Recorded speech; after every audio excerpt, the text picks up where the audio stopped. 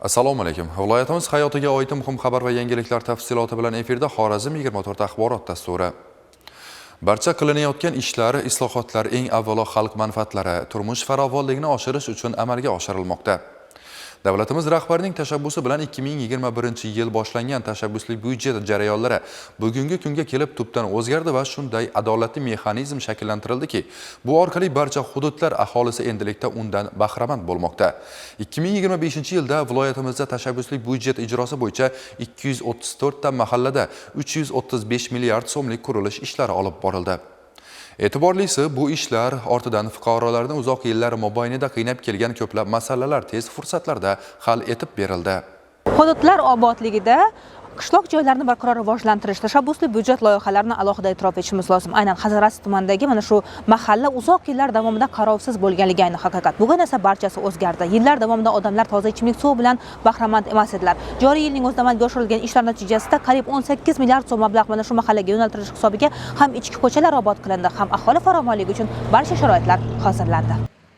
Buyuk Sima mahallasida 895 ta xonadonda 5000 ga yaqin aholi istiqomat qiladi. Mahalla aholisini uzoq yillar davomida yo'llar ta'miri bilan bog'liq muammolar qiynaganligi ayni haqiqat. Qariyb 4 kilometrlik piyodalar yo'lakchalari, tungi yoritish chiroqlari bilan ta'minlanganligi shahardan kam bo'lmagan yangi O'zbekiston qiyofasi yaratilishiga zamin yaratdi. Bugungi kunda elektr energiya ta'minoti, toza ichimlik suvi ta'minoti yaxshilangani va 10 kilometrlik ichki xarob ahvoldagi yo'llar ta'mirlanishi natijasida fuqarolar turmush farovonligi ta'minlandi.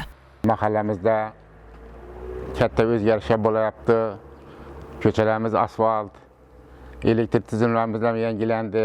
Prezidentimizga kattadan katta rahmat, shunchalik e'tibor bilan qarayapti aholimizga, aholimiz minnatdor. Bugun olis tumanlardagi manzillarda fuqarolar tashabbuslari qo'llab-quvvatlanishi natijasida yo'llar ta'miri bilan bog'liq masalalar birlamchi bo'lmay qoldi. Buyuk Sima mahallasining barcha ko'chalari deyarli asfalt qilindi. Asfalt qilingandan keyin aholimizni yashash sharoiti, ayniqsa uylarga bo'lgan e'tibor kuchaydi. Ko'chalarda ilgari ham suv bo'lgan, lekin gamin qolgan. Bu narsalar tashabbus orqali amalga oshdi. Bog'ir-rog'larni yaratish uchun suvdan qiynalar edi. Mana ming rahmat, texnikalar berilib turibdi, ariqchalar qazilyapti. Endi bemalol aholimiz ariq suvidan bog'larini sug'orib, yanada sabzavot ekinlarini, poliz ekinlarini va mevali manzarali daraxtlarni ekishda qiynalmaydilar. Ma'lumot uchun, hozirgi kunda tashabbusli byudjetning joriy yildagi birinchi bosqichi davom etmoqda. Ushbu bosqichda fuqarolar tomonidan Hazorasp tumanining o'zida 121 ta takliflar bildirilgan bo'lib, hozirgi vaqtda saralashdan o'tkazilmoqda. Hurmatli Prezidentimiz 2021-yil qarorlari asosida tashabbusli byudjet dasturi joriy qilindi. Bu dastur asosida bizning tumanimizda ham o'tgan 2025-yilda 319 ta takliflar kelib chiqdi. 23 ta takliflar tanlab olinib, 32,5 milliard mablag'lar ajratildi. Shundan 15 ta taklifda jami tumanda 28,5 kilometr mahallalarimizda ichki yo'llarimiz, ko'chalarimiz asfalt bo'ldi.